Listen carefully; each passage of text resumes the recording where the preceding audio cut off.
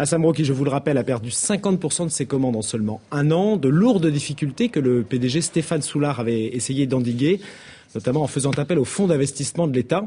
En pure perte, et la direction a donc décidé de fermer son usine de Nort-sur-Erdre. Seulement les salariés du siège à Fontenay-le-Comte pourraient aussi être touchés.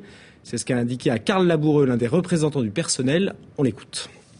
Tous les salariés de Nort-sur-Erdre ne sont pas inscrits dans ce plan de licenciement. C'est-à-dire que si des salariés de Nort-sur-Erdre sont prioritaires par rapport aux critères du licenciement, et qu'ils acceptent de se déplacer par exemple sur le site de Fontenay-le-Comte, un salarié qui sera défavorisé de Fontenay-le-Comte, qui sera défavorisé par rapport à ces critères, sera licencié. Donc, est concernée quand même toute la société SEG, c'est-à-dire les sites de Balbini, Fontenay-le-Comte et Nort-sur-Erdre, par ce plan de licenciement.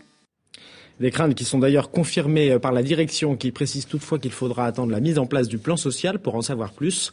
On écoute Willy Renoux, le directeur des ressources humaines du groupe. Dans le projet du PSE, il y a la fermeture du site de Nort-sur-Erdre, mais il est bien évident qu'aujourd'hui, les 109 personnes, on parle que de la société SEG. Donc la société SEG, c'est l'établissement de Fontenay-le-Comte, de Nort-sur-Erdre et de Balbini dans le 42. C'est-à-dire que les salariés fontenaisiens pourraient être concernés par ces licenciements?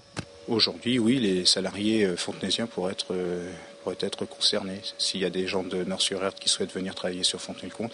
Après, c'est les critères qui sont mis dans le PSE. Ça sera vu lors des différents CCE. Voilà, un comité d'entreprise qui se tiendra le 31 août prochain. Et puis je vous précise aussi que le groupe Samro a décidé de renforcer dans ses usines le chômage partiel.